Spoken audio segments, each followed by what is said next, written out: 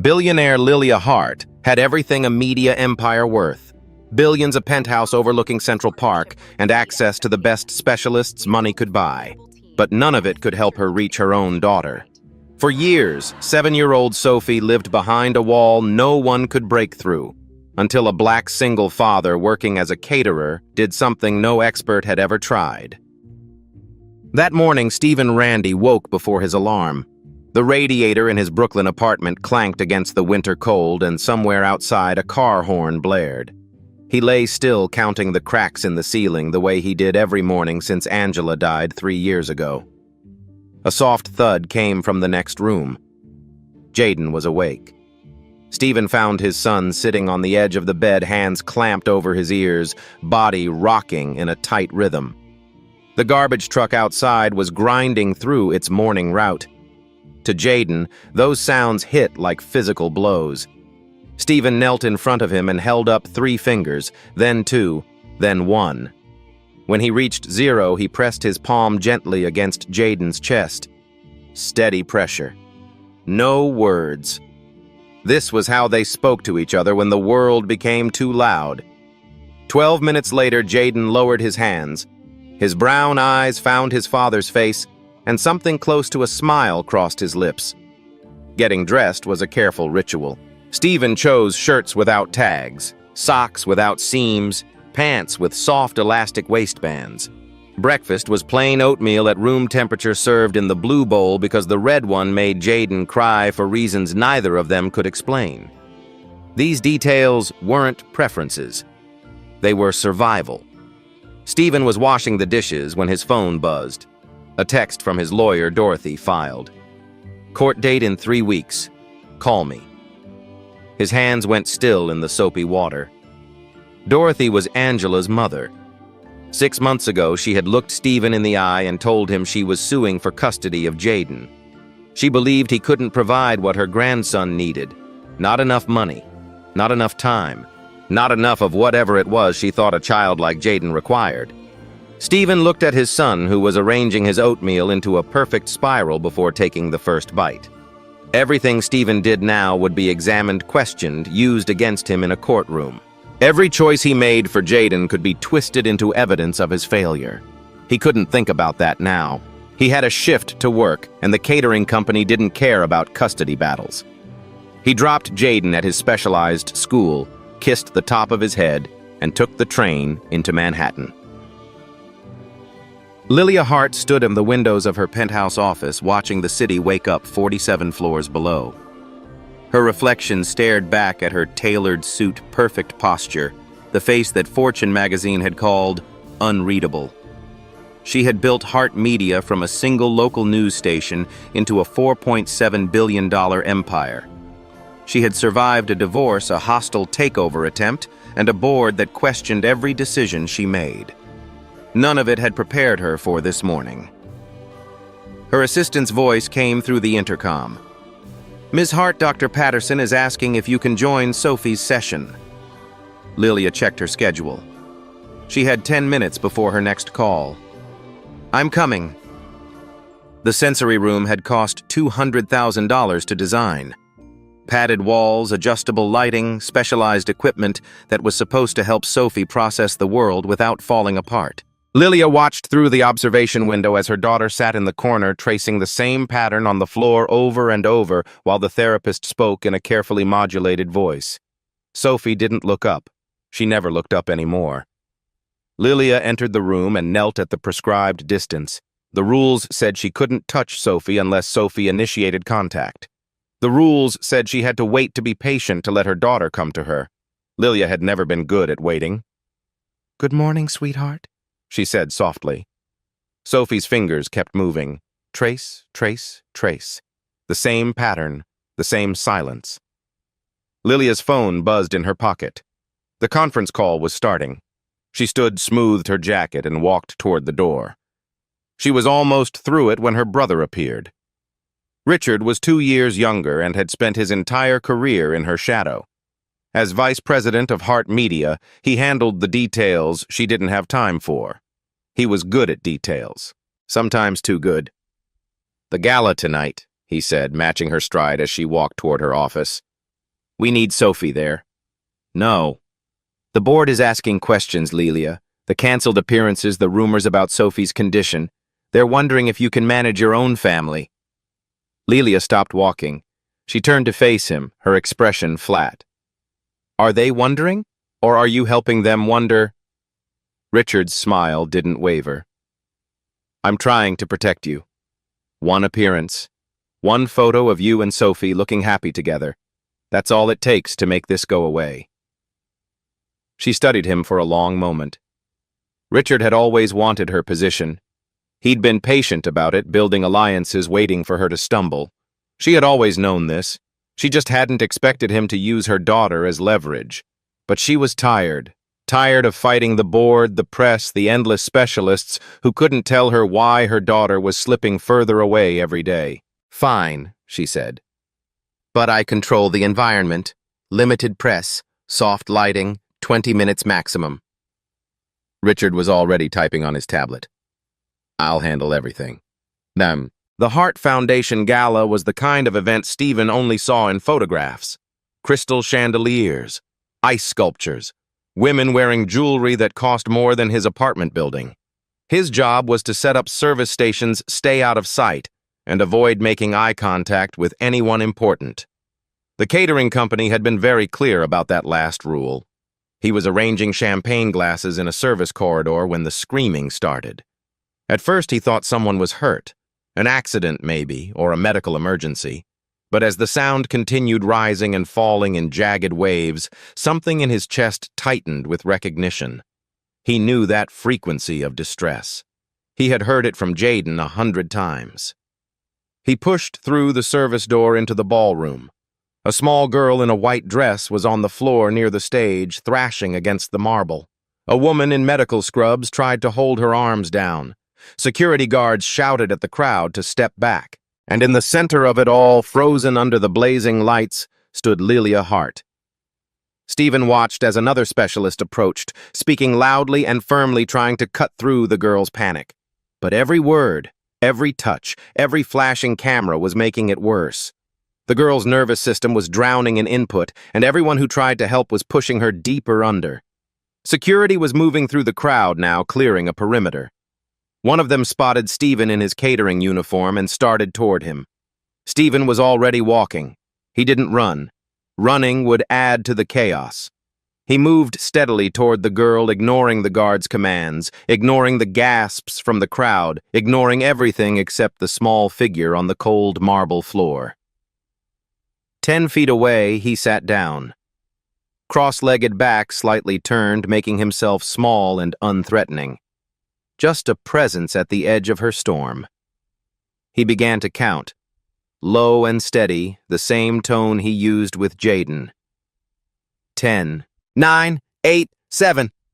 The screaming continued, but something shifted. A hesitation between one shriek and the next. 6, 5, 4. No urgency in his voice, no fear, just numbers falling like rain. 3, 2, 1. Silence. Stephen extended his hand palm up and waited. He didn't look at the girl. He didn't move. He just breathed and let the quiet settle around them. 10 seconds passed. 20. The ballroom held its breath. Then small fingers closed around his. Stephen turned slowly. The girl was staring at him with red-rimmed eyes, her chest still heaving, but the panic had drained from her face. In its place was something that looked almost like wonder, like she had finally found someone who spoke her language. Footsteps approached behind him, security guards ready to drag him away from the billionaire's daughter. "Stop!" The voice was cold and commanding. Lelia Hart walked forward, her heels clicking against the marble. She looked at Stephen, then at her daughter's hand wrapped around his, then at the calm that had settled over Sophie's face for the first time in months. "What's your name?" "Stephen Randy, ma'am." Lelia's gaze moved to her brother, who was watching from the edge of the crowd with an expression Stephen couldn't read. Then back to Stephen. "My office. Tomorrow morning, 9 o'clock. She turned to Richard. "Clear the room. The gala is over." Richard's jaw tightened, but he nodded and began directing security. As the crowd dispersed, Stephen stayed where he was, Sophie's small hand still gripping his. For the first time that night, the girl smiled. Stephen arrived at Heart Media headquarters at 8:45 the next morning. The building rose 60 stories into the Manhattan sky, all glass and steel, and the kind of quiet confidence that came from owning half the city's media landscape. He had put on his only suit, the one he'd worn to Angela's funeral, and stood in the lobby feeling like a trespasser. The receptionist looked at him the way people always looked at him in places like this. Polite suspicion. Professional distance. She made a phone call, checked his name twice, and finally handed him a visitor badge. 47th floor. Ms. Hart's assistant will meet you. The elevator was mirrored on all sides. Stephen watched his reflection multiply into infinity and tried not to think about how out of place he looked. Lilia's assistant led him through a maze of glass-walled offices where people in expensive clothes pretended not to stare. At the end of the hallway, a set of double doors opened into an office the size of his entire apartment. Lilia Hart stood by the windows, silhouetted against the morning sun. She didn't turn around when he entered. "Close the door." Stephen did. He waited. "I had my team research you last night," Lilia said, still facing the windows. "Stephen Randy, 38 years old, widowed 3 years ago.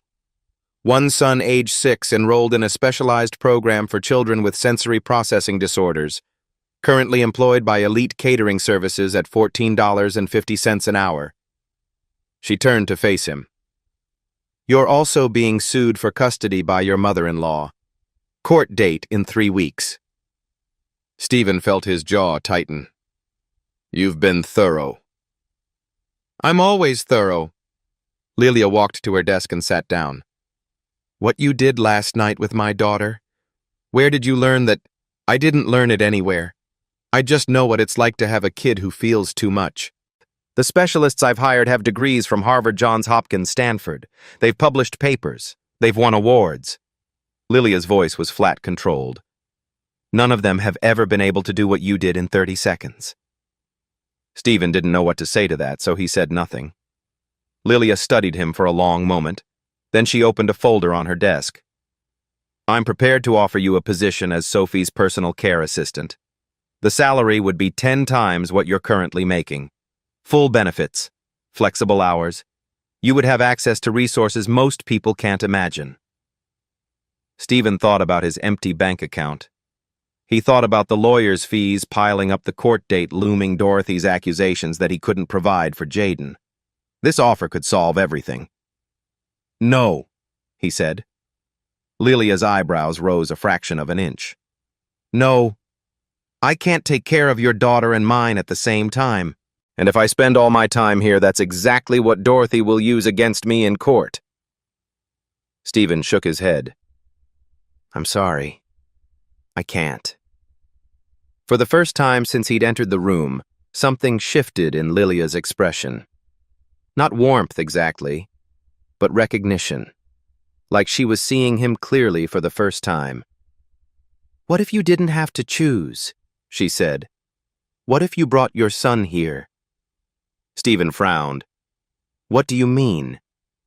"Sophie has never connected with anyone the way she connected with you last night.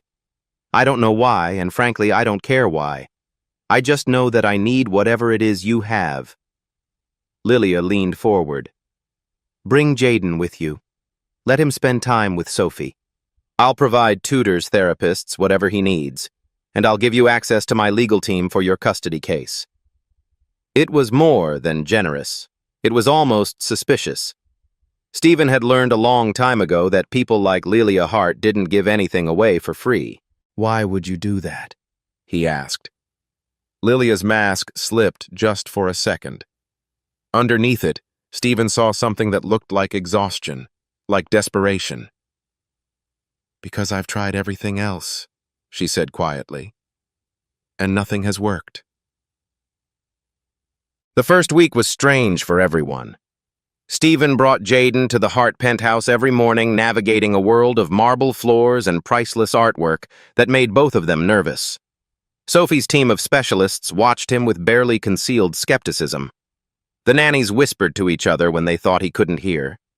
Richard Hart stopped by twice, asking pointed questions about Stephen's qualifications and methodology that felt more like interrogations than conversations. But none of that mattered when Stephen watched Jaden and Sophie together. The two children didn't interact at first. They existed in parallel, occupying the same space without acknowledging each other. Jaden sat in one corner of the sensory room, arranging blocks in precise patterns. Sophie sat in another corner, tracing her endless shapes on the floor. They didn't speak. They didn't look at each other. And yet something was happening between them. Stephen could feel it, could feel a kind of silent communication that didn't require words. On the fourth day, Sophie stood up and walked across the room. She stopped in front of Jaden and held out her hand. In her palm was a small gray stone, smooth and round, the kind you might find at the bottom of a riverbed. Jaden looked at the stone. He looked at Sophie. Then very slowly he reached out and took it. It was the first time Sophie had voluntarily given anything to anyone in over a year. Sit. Lelia watched through the observation window, her arms crossed, her face unreadable. Stephen stood beside her, saying nothing. "She's never done that before," Lelia said finally. "Not with the therapists, not with the nannies, not with me." Stephen understood what she wasn't saying. The rejection. The years of trying to reach a daughter who seemed to exist behind glass, visible but untouchable. "It's not about you," he said. "Jaden gets it because he feels the same things she feels. The world is too loud for both of them, too bright, too much." He watched the two children sitting together in comfortable silence. They don't have to explain themselves to each other. That's rare. Lilia was quiet for a long moment. When she spoke again, her voice had lost some of its sharpness. "How did you learn to help your son? Trial and error. Lots of error." Stephen remembered those first months after Angela died, when Jaden's meltdowns had been constant, and he had felt like he was drowning. "I read books, watched videos, talked to other parents, but mostly I just paid attention. Jaden couldn't tell me what he needed, so I had to figure it out from watching him. I've hired people to watch Sophie, dozens of them. Watching isn't the same as seeing." Stephen turned to face her. "Your specialists are looking for symptoms to diagnose and behaviors to correct. I'm looking for a person who's trying to tell me something." Lilia's jaw tightened. For a moment, Stephen expected her to argue. Instead, she asked, "What is Sophie trying to tell me?" "I don't know yet, but I think if you stopped trying to fix her and started trying to understand her, you might find out." The changes came slowly at first. Stephen convinced Lelia to reduce Sophie's therapy sessions from 6 hours a day to 3. He suggested removing half the equipment from the sensory room, creating more open space. He asked the staff to speak more quietly, move more slowly, dim the lights throughout the penthouse. Lelia resisted every change. She had spreadsheets and studies and expert opinions that contradicted everything Stephen suggested. But she also had a daughter who was starting to make eye contact again, who was sleeping through the night for the first time in months, who had begun to hum softly to herself while she played. 2 weeks into the arrangement, Sophie spoke her first word in almost a year. Stephen was sitting with both children in the sensory room, building a tower of blocks that Jaden kept redesigning according to some internal blueprint only he understood. Sophie was watching them closer than usual, her body angled toward Jaden in a way that suggested interest rather than avoidance. Jaden placed a blue block on top of the tower. The structure wobbled. Sophie reached out and steadied it with one finger. "Jaden," she said. The word was soft, almost a whisper, but Stephen heard it, and when he looked up, Sophie was smiling. He found Lelia in her home office, staring at quarterly reports she wasn't actually reading. "Sophie said a word." Lilia's head snapped up. "What?" "Jaden. She said his name." For a moment, Lilia's carefully constructed mask crumbled completely. Her eyes filled with tears, she blinked away before they could fall. She stood up so quickly, her chair rolled back and hit the wall. "I want to see her!" They walked to the sensory room together. Through the observation window, they could see Sophie and Jaden still building their tower, still existing in that shared space where neither of them had to be anything other than exactly who they were. "She's in there," Stephen said quietly. "She always has been. She just needed someone to wait for her." Lilia pressed her palm against the glass. "I don't know how to wait," she admitted. "I've spent my whole life making things happen, forcing outcomes, controlling variables." She shook her head. "I don't know how to be the kind of mother she needs. So, learn." Stephen watched her carefully. "You taught yourself to run a company worth billions of dollars. You can teach yourself this." Lilia turned to look at him. "You make it sound simple." "It's not simple. It's just necessary." That evening, Lilia called Stephen into her office. Her laptop was open, displaying what looked like legal documents. "I spoke to my attorney about your custody case," she said. "He reviewed the filing. Dorothy's argument is that you lack the financial resources and time to properly care for Jaden." Lilia closed the laptop. "With your permission, I'd like to provide you with legal representation, the best in the city." Stephen felt the familiar resistance rise in his chest. "I don't need charity." "It's not charity. It's compensation." Lilia met his gaze directly. "You're doing something for my daughter that no amount of money could buy. The least I can do is make sure your son stays where he belongs." Stephen wanted to say no. He had been saying no to help for 3 years, convinced that accepting it meant admitting he couldn't do this alone. But Lilia's words from earlier echoed in his head. She had spent her whole life controlling outcomes. Maybe he had spent his whole life refusing to let anyone in. "You teach me to see Sophie," Lilia said quietly. "Let me help you keep Jaden." Stephen nodded slowly. "Okay, Che." Richard Hart watched his sister's transformation with growing alarm. For years, he had positioned himself as the steady hand behind Lilia's empire, the one who handled the details while she chased headlines. He had cultivated relationships with board members, planted seeds of doubt about her leadership, waited for the moment when her carefully constructed image would crack. Sophie had been the key. A daughter Lilia couldn't control, couldn't fix, couldn't hide from the public eye. Every failed therapy, every canceled appearance, every whispered rumor about the Hart heir's condition had weakened Lilia's position. Richard had even helped things along quietly, replacing competent specialists with ones he knew would fail, ensuring that Sophie's struggles remained visible and constant. Now somehow a catering worker from Brooklyn was undoing all of it. Richard made some phone calls.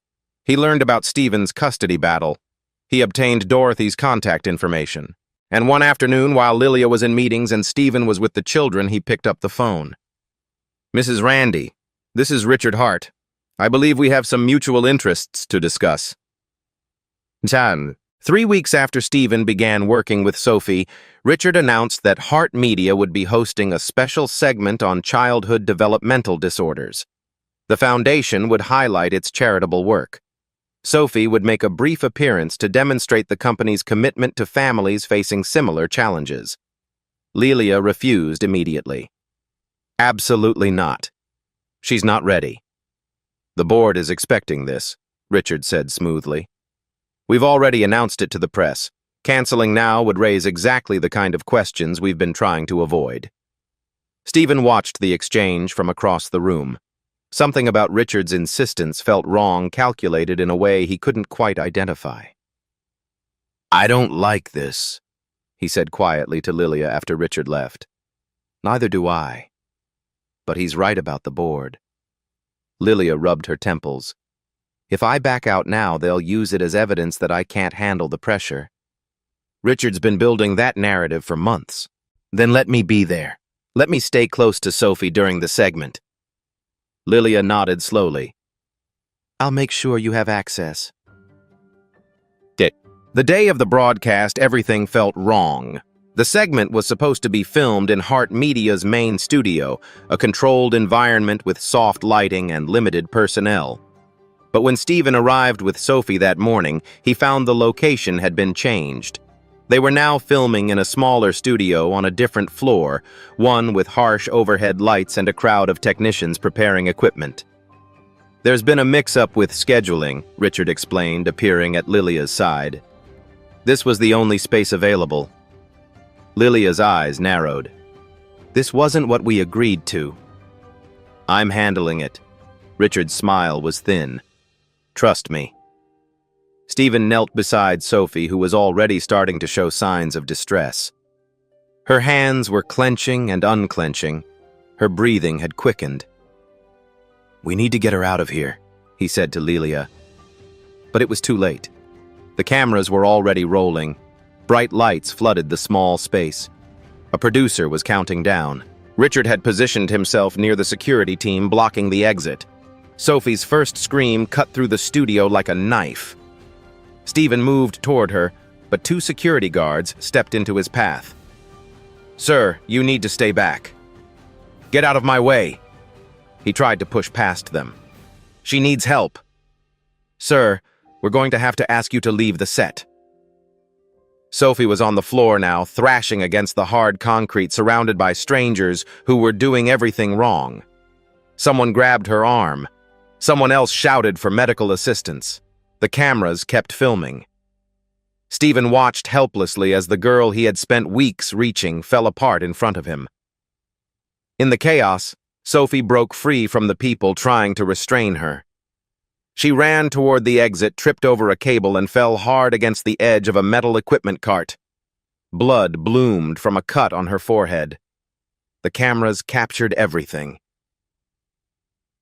The aftermath was swift and brutal.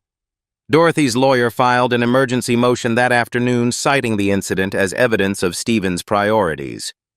He was spending his time caring for a billionaire's child, while his own son's needs went unmet.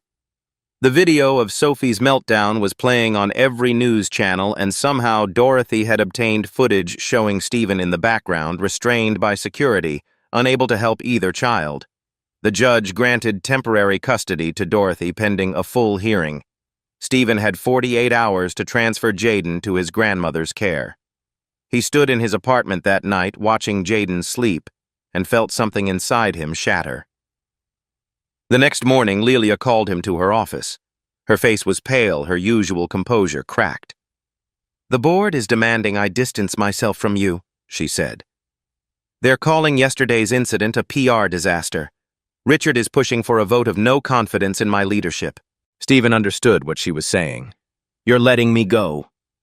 I have to protect Sophie. I have to protect the company. Lilia wouldn't meet his eyes. I'm sorry, Stephen, I truly am. He looked at this woman who had promised to help him, who had seen his son as a solution to her problems, who was now discarding him the moment he became inconvenient. You're not protecting Sophie, he said quietly. You're protecting yourself, just like always. He walked out of her office without looking back. 2 days later, he put Jaden in Dorothy's car and watched his son drive away. The boy pressed his palm against the window, his face confused and afraid.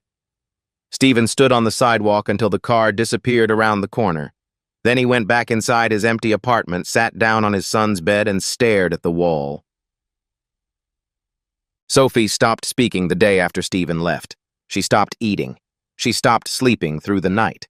She stopped responding to the therapists, the nannies, the endless parade of specialists who tried to reach her. She sat in the corner of the sensory room for hours, clutching the small gray stone she had given to Jaden, staring at the door as if waiting for someone who would never come.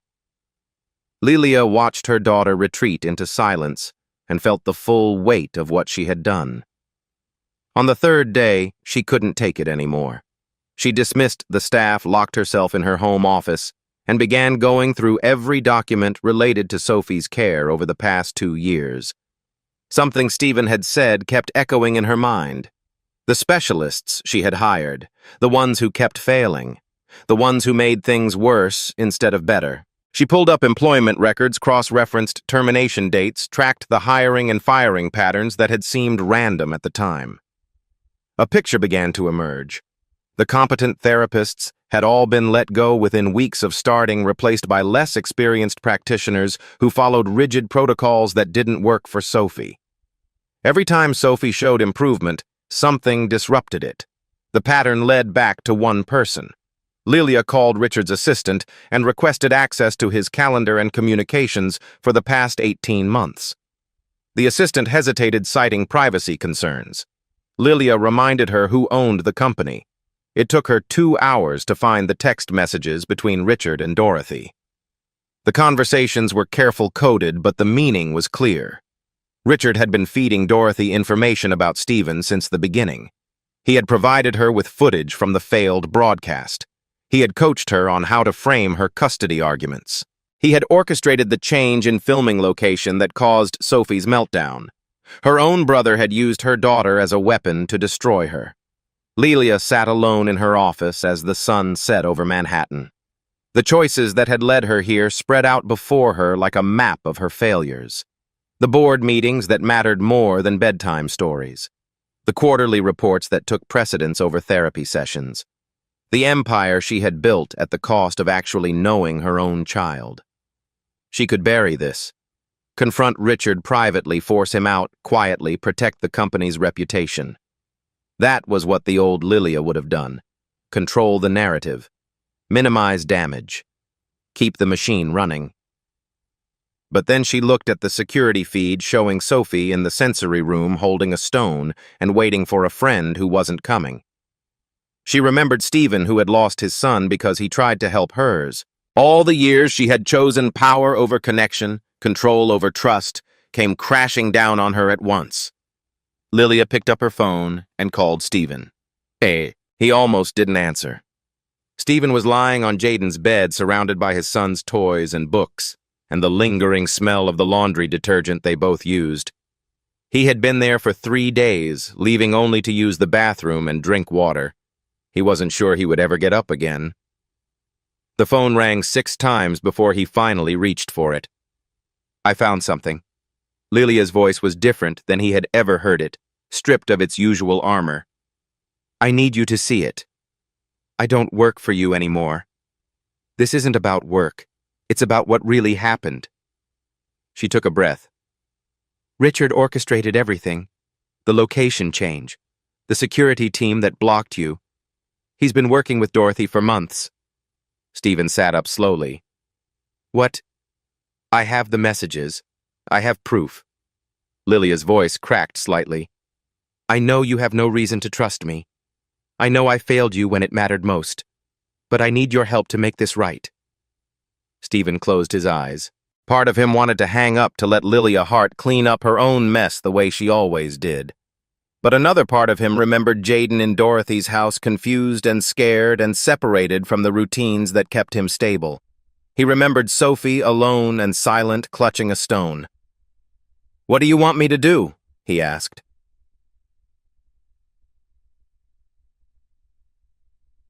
The emergency board meeting was scheduled for the following morning.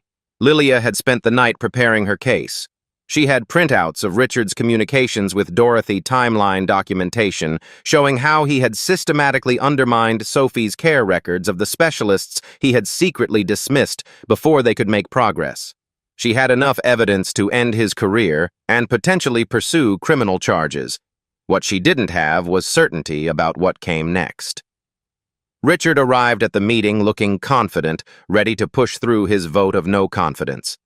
He had positioned himself as the steady alternative to his unstable sister, the one who could lead Hart Media without the distraction of personal problems. He didn't notice the folder Lilia was holding until she slid it across the conference table.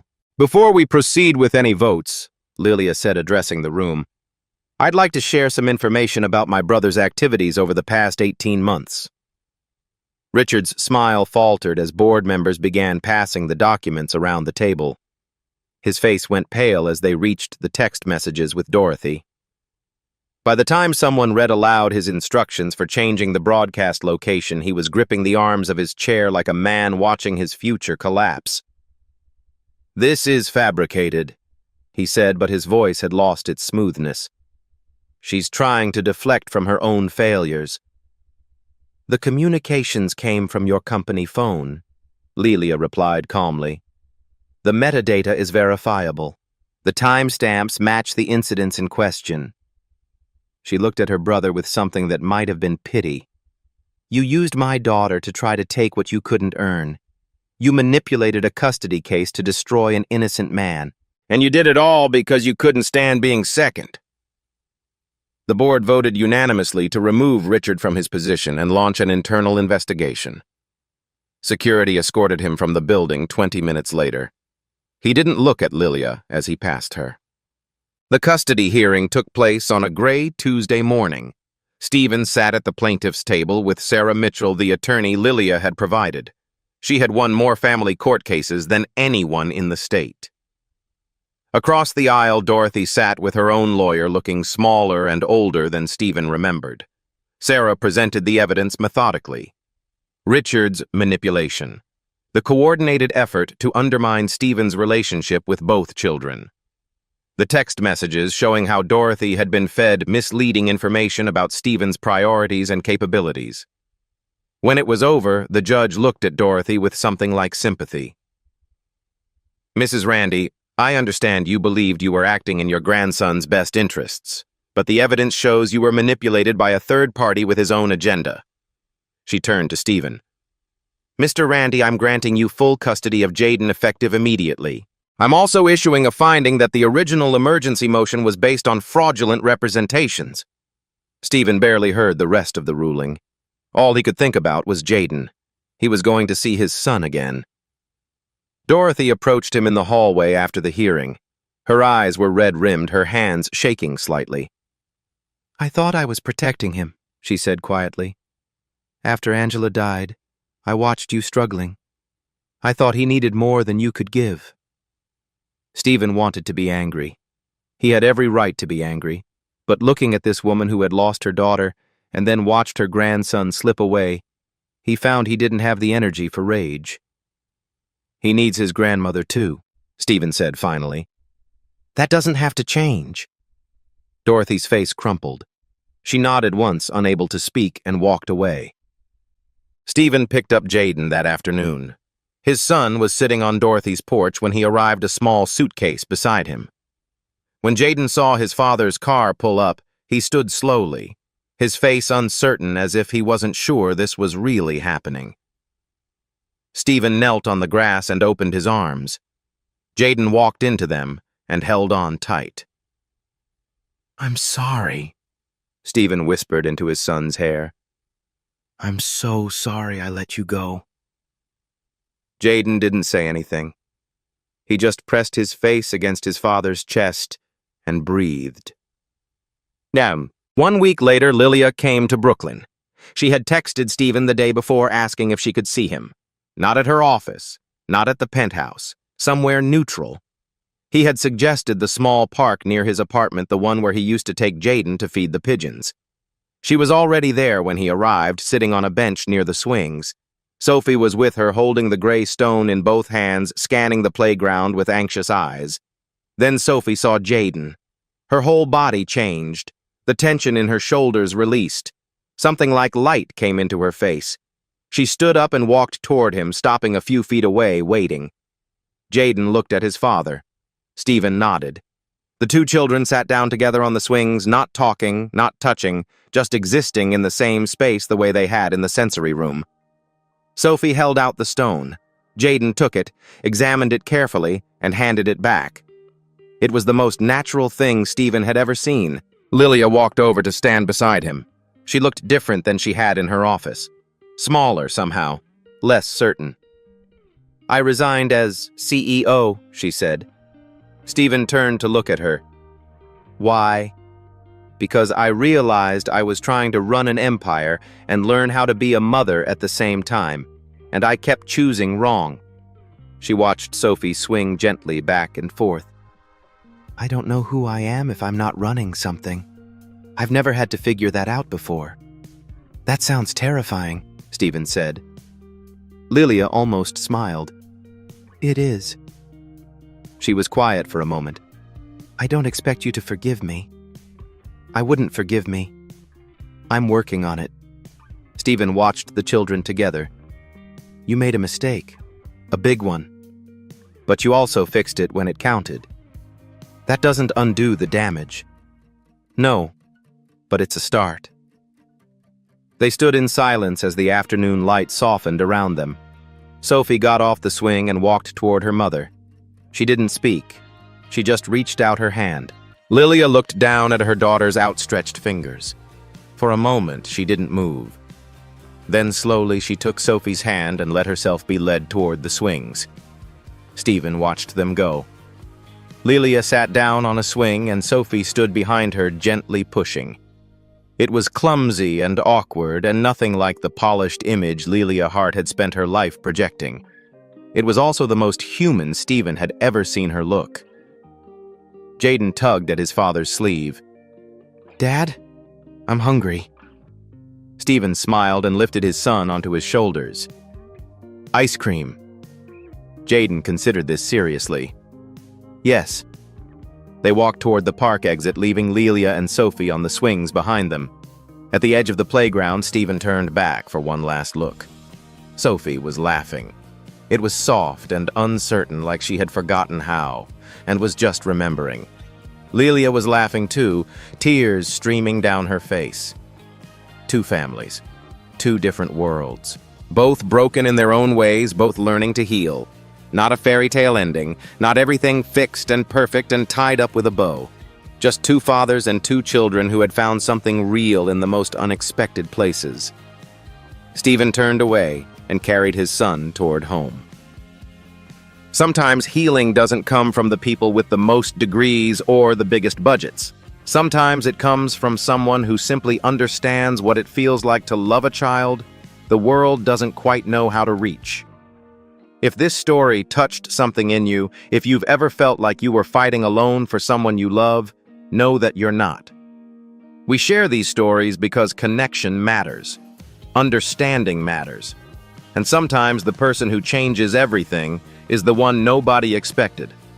If you want more stories like this, stories about ordinary people doing extraordinary things, about the quiet courage it takes to show up for the ones we love, consider subscribing to this channel. Every story we tell is a reminder that none of us are as alone as we sometimes feel. Thank you for being here. Thank you for listening. And remember, the most powerful thing you can offer anyone is simply to see them for who they really are.